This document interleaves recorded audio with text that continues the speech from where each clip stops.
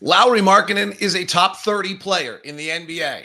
How does he become top 20 and beyond? It's next on Locked On Jazz. Bum bum bum bum bum bum bum bum bum bum bum.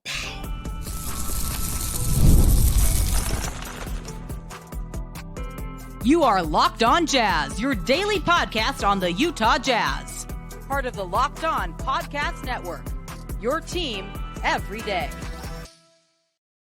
How are you? I am David Locke, radio voice of the Utah Jazz, Jazz NBA insider, and this is Locked On Jazz. Today, we look at what makes Lauri Markkanen a top 30 player in the NBA and how he becomes a top 20 or beyond, who he has to vault to get there, and what are the skill sets that have to happen. It's predominantly in isolation, and it has to happen when in the ball game it's going to matter. Those are the things we'll look at to move Lauri's greatness even to another level for the Utah Jazz. As I mentioned, I'm David Locke, radio voice of the Utah Jazz, Jazz NBA insider. This is Locked On Jazz. It's your daily podcast on the Utah Jazz, giving you insight, expertise, geeky numbers, and hopefully making it way better to be a Jazz fan each and every day. Thank you for making Locked On Jazz your first listen of the day. We are free and available on all podcasting apps. And to the everydayers, you're the best. Thank you for making Locked On and Locked On Jazz what it is today. All right, let's get into what makes Lauri special. So there are very few offensive players in the NBA that are unique like Lauri, that have the efficiency of Lauri, that are as good a shooter as Lauri, that have the ability to get as many shots off as Lauri. So let's walk through it. First off, Lauri takes the most catch and shoot threes of any player in the NBA per game. There's only 3 guys in the NBA that get 7 catch and shoot threes off a game. It's Lauri Markkanen, Klay Thompson, and Dante DiVincenzo. There's only 6 guys in the NBA who get 6 off a game. That's Bogdan Bogdanovic. That's Max Strus. That's Trey Murphy III. So when you look at the 6 most high-volume three-point shooters, you've got 5 guards and this 7-footer in Lauri Markkanen. And that's the first thing that makes him particularly special, is the ability at his size, on the move or stand still, to be able to get the catch and shoot 3 off in a manner that's really, it's guard-like, it's movement-like, it's Ray Allen, Klay Thompson movement type, and he's able to do it at 7 feet. That separates him from almost every player in the NBA almost immediately. The second thing is he makes them. He makes 41.4% of his catch and shoot threes. Of the high volume guys, more than 4 or 5 a game. The best in the NBA last year was Grayson Allen at 45.6. Then there's Steph Curry. Then there's Gary Trent Jr., what a pickup by Milwaukee for free. Malik Beasley, Sam Hauser kind of fits into this. Michael Porter Jr., CJ McCollum. There's really only 3 big. Derek White, just to give credit where credit is due. There's only really, and Buddy Hield, who somebody interesting picked up in the offseason, maybe the Warriors. There's only 3 big guys in the NBA that are high-volume three-point shooters, so 4 or more a game, and Lauri's taking 7, that also make over 40%. And the other 2 are Minnesota Timberwolves, Naz Reid and Karl Anthony Towns. So that's, you want to know why Lauri ranks as the top 30 player in the NBA. Those are this pure shooting, the ability to get it off, the uniqueness and the size, the fact there aren't other guys that can do it. And then the efficiency. The efficiency is pretty amazing. Of players who score 22 points a game, there's only one guy that scores 22 points a game that takes fewer shots a game than Lauri. Now, this also, frankly, might be the same thing that he needs to improve to become a next top 20, top 30, 10 player in the NBA.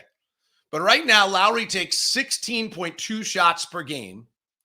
Last year, he averaged 23 points a game. Only Zion Williamson scores 22 or more points a game on fewer shots. In fact, if you take it to 18 shots, there's only 12 other guys in the NBA that, and Lowry takes, as I said, 16.2. We could definitely bring that number down if we wanted to. But there are of guys that take 17 or fewer shots and score 22 points a game: Anthony Davis, Paul George, Lauri Markkanen, and Zion Williamson. And the only one in the NBA who takes fewer shots than Lowry's 16 and scores 22 a game is Zion Williamson. So what gets Lauri Markkanen ranked on the Ringer's top 30 is the 28th best player in the NBA is this incredible outside shooting, this never-ending shooting pocket that's available, and the insane efficiency by which he scores. So what's it going to take for Lowry to vault himself from a top 30 player to a top 20? Well, first, let's address the guys coming to get him. Okay? So Paolo Banchero's in this group, John Morant, Tyrese Maxey, all probably on their way to improvement still, of guys that are ranked below him. Jalen Williams in Oklahoma City, Scotty Barnes still coming. Chet Holmgren. Of the top 50 players in the NBA, those are the guys I would say are most likely to rise. Does Desmond Bane have another jump in him? Maybe. And there's an interesting group in front of Lowry, which are some of those are players that are probably fading the other way. Dame Lillard is ahead of Lowry right now. Kyrie. The next, here are in the Ringer top 100 list, which is well done. Here are the players that are ahead of Lowry. This is, when you're trying to vault these players, this is the real deal. Dame Lillard, Domantas Sabonis, Kyrie Irving, Bam Adebayo, Paul George, De'Aaron Fox, Zion Williamson, Jamal Murray, Jimmy Butler, Tyrese Halliburton, Victor Wembanyama, Donovan Mitchell, Jaylen Brown. That gets us to 15. Some of the top ones could fade, obviously. LeBron, Kawhi Leonard, of Kevin Durant, Steph Curry are all on their past prime and will be fading the other direction at some point. But it's going to take a pretty substantial jump from Lowry to be able to get to some of those. This is, when we're talking about jumping from 30 to 20 in the NBA, it's a monumental jump. It means you have to develop something in your game that simply doesn't exist. And Lowry has that thing that doesn't exist, and we'll see whether he can develop it. And that's next on Locked On Jazz. Today's edition of Locked On Jazz is brought to you by my friends over at Murdoch Hyundai, located at 4646 South State Street, also in Logan and in Linden. 3 locations for you, and the lineup of cars just absolutely amazing. So I can speak for myself that when I did the research for both the kids to find cars, I was looking for a car so we had the idea that we'd give the kids a beater. That went out the window when we drove with them and realized they were terrible. And then we said, okay, we now want to get them a car that is safe, not ostentatious, has all the bells and whistles that are needed, and going to be good for them. And I ended up buying both the kids a Hyundai Santa Fe. For me, they drove up and down Parley's Canyon, so it was big enough and safe enough. It was good in the snow, had every safety feature, and was reasonably priced. That's the math I did on it. Then recently we bought the Ioniq 5 as well because we wanted another electric car, and we wanted one SUV Motor Trend car of the year, and we thought it had the best value that was out there. So you have to decide whether you like the Hyundai cars, and their lineup is fabulous. But if you do, I'll tell you, for the bells and whistles and the price, it's pretty hard to beat. Email me at dlock09@gmail.com. That's dlock09@gmail.com so that we can give you a VIP meeting at any of the 3 locations at Murdoch Hyundai in Logan, Linden, or in Logan, Linden, or 4646 South State Street. Today's show is also brought to you by my good friend over at Intercap Lending, Steve Carter and all the exciting things that they are doing right now over at Intercap Lending. The most exciting thing that they are doing is they are doing construction loan options for you that are pretty great. Here's the deal. With new construction loans, you can defer all interest payments during the construction phase. That's right. No payments until your house is ready. But that's not all. The offer is flexible, underwriting to cater to your unique financial situations, making it easier for you to get approved. And speaking of approval, you'll love this. Their quick decision-making process means that on average, you get approval in 3 or 4 weeks. That's practically unheard of in the industry. And guess what? They offer loan amounts up to $3 million, giving you flexibility to build your house of your dreams without financial constraints. So if you're ready to turn your dream home into a reality, check out Intercap Lending's new construction loan program. As always, give Steve Carter a call at 385-800-8528 or email me directly at dlock09@gmail.com, 09@gmail.com, and I'll get you connected to Steve. Don't miss this fantastic opportunity to build with confidence and ease. That's over at Intercap Lending, the construction loan new option for you at Intercap Lending. Email me at dlock09@gmail.com, and I'll set you up with Steve Carter. Thanks so much for making Locked On Jazz your first listen of the day. Second listen, all the NFL previews are up and out on Locked On NFL if you want to grab those, and all the conference previews. Congratulations to the Utes for their big win last night. All the conference previews are up at Locked On Big 12, Locked On SEC, Locked On ACC, Locked On Big 10 if you want to get those. So that's when where Locked On is at its best with the biggest depth of talent that we possibly could have of any network in the country, bringing you these kind of programs, and pretty great. So I hope you enjoy it. All right, let's get to Lowry. So the first thing that's truly going to make Lowry better is the ability to play in isolation. And we're going to dig in pretty deep here. So first thing is last year in isolation, Lowry was 119th in isolation opportunities. Not like efficiency, total number. That was down from the year before, probably because maybe he didn't play as many games as the year went on. I think by the end he played 55 instead of 66. He was 94th. So same ballpark though. But so he is not a heavy isolation player. And he really needs to become, if he's going to vault up this list to become an elite player, he's going to need to vault up into a heavy dosage offensive isolation player. So right now, he's playing about 2 possessions, little less, a game in isolation. If you look at his numbers. And that's probably the first place that has to change, is that this has to become, and I think it's important. He had 105 isolation attempts last year. So 2 a game, 2.5 per game. If we were to look at, per game isolations, his number at 2.7 puts him in a little bit of a different, or look at him as isolations per game. He comes out 101st in opportunities. So still not particularly high, 1.9 isolations per game. That's the first place, frankly, where it has to become a regular routine part of his game. Now, in fairness to Lowry, before getting to Utah, the 3 prior years, he had 46 isolations in 2020 year. He had 24 in the 2021 year. And in Cleveland, he had 74. Chicago just stopped letting him isolate at all. Chicago stopped using him.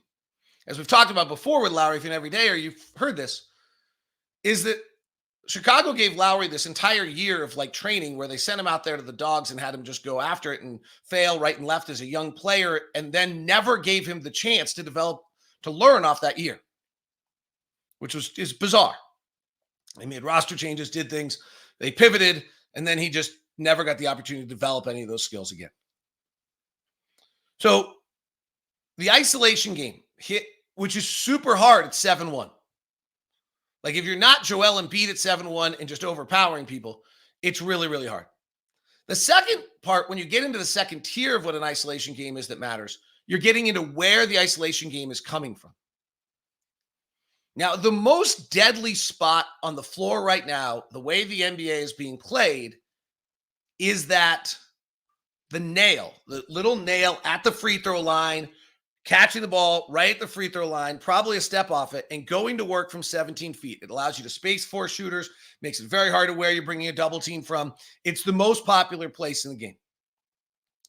Embiid, Jokic, Zion, Shea, Giannis, Pascal Siakam, Paulo Banchero, Kawhi Leonard, Bam Adebayo, Luka Doncic are the most common players in the NBA to isolate from the nail. Okay? So that's what you'd expect. Embiid is at 1.2 points. Jokic is 1.1. Shea's at 1.2. Zion and Giannis are just 0.9. Pascal's at Paulo and Pascal are at a point. Kawhi's at 1.3. Luka's at 1.2. Last year, from the nail, Lauri Markkanen was 0.6 points per. 0.6. Not great. Interestingly, worth noting, in only 19 attempts the year before, he was 1.39. So something switched, either how we're doing it. And there's a little interesting note in kind of, if you look back in the back history of Lowry developing as an isolation player, that's important to know. So we'll get back to the nail in a second. So if you look back at Lowry in his first year with the Jazz, prior to February 1st, he averaged 1.29 points per isolation. I know, a lot of numbers. 1.29 points per isolation. Best in the NBA.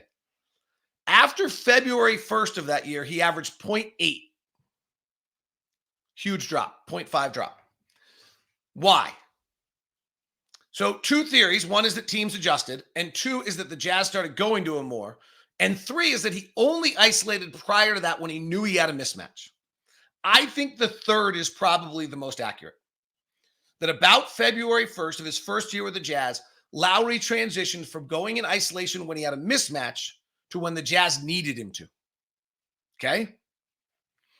Last year, he was 1.07. So that's right in the middle of those two. And it's a nice positive step. But now go back to where we were a moment ago. If we dig into the 1.07 points per isolation, which looks really good, he had 31 of his isolation attempts came from outside the three-point line. Okay, so he's isoed on a guy, and at 7-1, he just rises up and shoots his 3. And he averages an incredible 1.4 points on those isolations. Those are probably not the isolations that are going to win you a ball game. When we're talking about Lowry's next step in development, we're talking about isolation 15, 18 feet out, either straight away or on the wing. And as I mentioned, in 27 chances from the nail last year, he averaged 0.6 points per isolation. On the 35 wing opportunities, he averaged 1.06. This one gets interesting. I may have to go watch some video on this. So the quick thought on that is the ability to rise up over someone comes back into play, or that he's able to get by an edge on someone from the wing. It's not as helpful for the Jazz, frankly. You'd rather have him be from the nail. It opens up more opportunities. Another note on this, though, if you go back to a year ago when he had 115 isolations, was 94th in opportunities, he was pretty good. And I haven't broken them down. I haven't broken this tier down by time of year. Probably should have now I think about it. But again, he was brilliant. 72 of his 115 isolations came from behind the break, behind the three-point line. And he was brilliant, 1.19. He only had 19 for the nail, but he was really, really good. He was 1.39. And my guess, and probably should do more than guess, but my guess is that's back to what we just talked about a moment ago, in which those 19 are mismatches that he got at the nail at the right time, took advantage of it.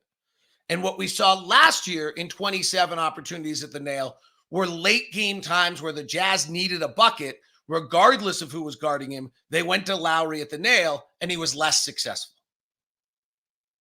And so the next step for Lowry in this isolation game is for him to be able to beat whoever is guarding him and from wherever on the floor the Jazz want him to be. And in fairness to Lowry, this is all new. I think that might be the most important thing. Right? 46 5 years ago, 24 4 years ago, 74 3 years ago. He only had combined for about 130 isolations in 3 years. Came to us, we isolated him 115 times, and last year we isolated him about 100 times. So it's all brand new, and he's developing and learning these skills. But they do, if he's going to go from top 30 to top 20, this is what has to happen, because it yields another area of success that is maybe more important than the specific type of play and where it is on the floor. And that's next on Locked On Jazz. Today's edition of Locked On Jazz is brought to you by our friends over at Game Time. Game Time is your Locked On preferred ticketing app. They do amazing work and do fabulous kind of product for all of you involved here. And what do they do that's so great? They give you seat view. They give you all-in pricing. They give you lowest price guarantee. What else do you want? So go to Game Time app and create your own account. Use the code LOCKEDONNBA for $20 off your first purchase. That's $20 off your first purchase. Go to Game Time app, download it, and then Locked On NBA for $20 off your first purchase. Today's show is also brought to you by eBay Motors. Let's get your car to be your MVP. Passion, drive, and patience, the formula for winning championships, is also what keeps your ride or die alive. eBay Motors has everything you need to maintain your vehicle, level it up to peak performance, superchargers, roof racks, exhaust kits, LED headlights, and more. Whether you're into speed, power, or style, eBay Motors has you covered with 122 million parts. For your number one ride or die, you always find exactly what you're looking for. And with eBay Guaranteed Fit, your part is guaranteed to fit your ride every time or your money back. Because with eBay Motors, you're burning rubber, not cash. With all the parts you need at the prices you want, it's easy to make your car the MVP. Bring home huge wins. Keep your ride or die alive at ebaymotors.com. Eligible items only. Exclusions apply. eBay's Guaranteed Fit, only available to U.S. customers. Thanks for making Locked On Jazz your first listen of the day. Everydayers, you're the best. And you know, if you want jazz, we're talking jazz every day. Nothing else, just jazz. So make sure you add Locked On Jazz. Subscribe or follow on whatever app or YouTube that you're watching. Greatly appreciate it very much. All right, the next step for Lowry is being good late in games. So last year, Lowry, in the final 5 minutes of a game within 5 points, shot 43.6%, which is fine. It's not great. It's fine. It is the exact same thing that he shot a year ago. So in his 2 years with the Jazz, in 66 clutch games, he has shot 43.6%. Now, clutch shooting is much lower than any other time of the season. And so, or any other time of a game. So I think you have to understand that that's not a terrible number. What's interesting is Lowry's wildly efficient, and so that number doesn't look as good as it would be otherwise. 2 years ago, Lowry was in 44 clutch games and took 56 free throws late. Pretty great. Last year in 22 clutch games, he shot 20 free throws, a little less. So the way you deal with this efficiency is you get to the line, because Lowry is a brilliant free throw shooter and a late game clutch free throw shooter at 87%. Pretty great. His three-point shooting last year late in games was not as good as it has been. He was 70 of 22 for 32% from three. He was, the year before, he was 39%, which is kind of what you'd expect in those circumstances. All of this gets you into one other thing that's interesting for Lowry. It was the number one talking point we had for Lowry for the last 2 years that I've kind of laid off of, which is this idea that he has to start creating for his teammates. He's not great at it. He has 13 clutch assists in 66 clutch games. One about every 4 or 5 games he gets an assist late in a clutch game. This was a big talking point going into last year with Lowry, that he had to improve his assists and he had to be more of a ball handler. He had to create for his teammates. I got to tell you what, he gets 2 assists a game. I kind of think we might be barking on the wrong tree there, because I think it might naturally happen if he gets better at the nail that we just talked about, if he gets better in isolation we just talked about, and those things yield him to become a little bit better and more potent late in games. He's not a selfish player. He's not a lack of vision player. He's a very smart player. But because I don't think he's getting double teamed and he's not particularly comfortable in isolation, there aren't just that many opportunities for him to create for a teammate. He's not going to put it on a deck, drive, and dish. He's going to be much more of a 1 or 2 dribble player and attack, or a 1 or 2 and pull up player with strength, owning his own space and attack, than he is going to be the player who dishes. So I'm going to back off on that one. We talked about it a lot last year. It was kind of our big thing on what Lowry had to improve last year. And I think, having watched him for another year, I think that naturally happens if he develops these other skills, but it's not going to be monumental. He's not about to be a 5-assist guy or an assist every clutch circumstance or something like that. It's just not who he is. What we're going to need to see from him is late in games, he calls for the ball at the nail and he's got his footwork right and he's able to hold his position, that he dictates the action. What I see too often with Lowry, and I get a little nervous on some of this because this is getting a little coachy and a little XE that is probably beyond some of my skill set. But what we are seeing with Lowry late in games is when he does go and get the ball at the free throw line. And he tries to own his space. He doesn't. More often now, he's having a hard time getting that first dribble on the deck. He's fading back when he takes his shot. But he's 7'1", strong as hell, looks like Ivan Darko or whatever his name was in Rocky. He's got a physical physique that's amazing. The look of things from Instagram and stuff is that he's bigger and stronger this year than he was. And he's going to have to learn the footwork first and then the body position to own that spot when he catches, put the defense on their heels, make his move quickly and own it. And then if he's starting to do that and getting into a quick jumper, getting to the rack, drawing the foul, the defense will have to change what they're doing. And that will yield some of these other passes, plays that get other people opportunities. But not until Lauri Markkanen gets better in isolation, specifically isolation at the nail, and specifically the ability to own his own space in those circumstances, does the passing and the other opportunities open up for him. The other thing that happens if all of this comes together for him that gets him from top 30 to top 20 is his shot attempts. An ongoing, reoccurring thing that we hear on Jazz Reddit or whatever is, why didn't Lowry get the ball more at different times?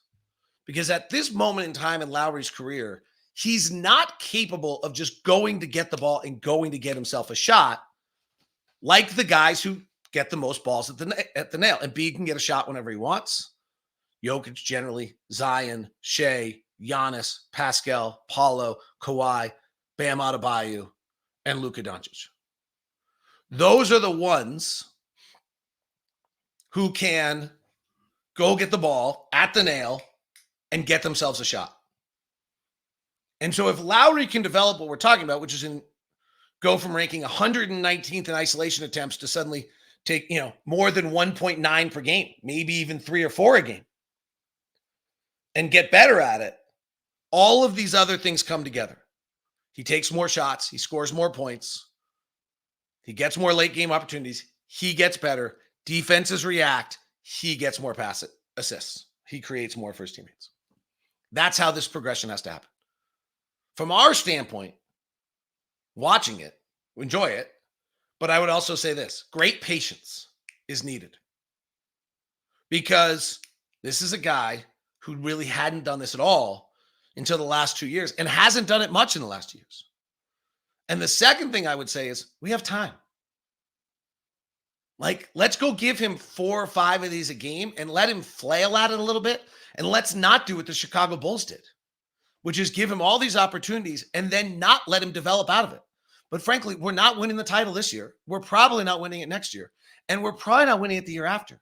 So Lowry has some real time here with his new contract and as our marquee player to be able to get better at these things patiently. Can we get him 200 isolation attempts this year and next year and the year after? And it's 600 attempts now over the last 3 years instead of 200 over the last 2 years or 300 over the last 5 years. We'll see. That is the breakdown of what makes Lauri Markkanen go from a top 30 to a top 20 player. For those of you on audio, I suggest you check out any of our football previews. And those of you on video, we'll send you now to the first ever 24/7 national sports channel on YouTube, Locked On Sports Today.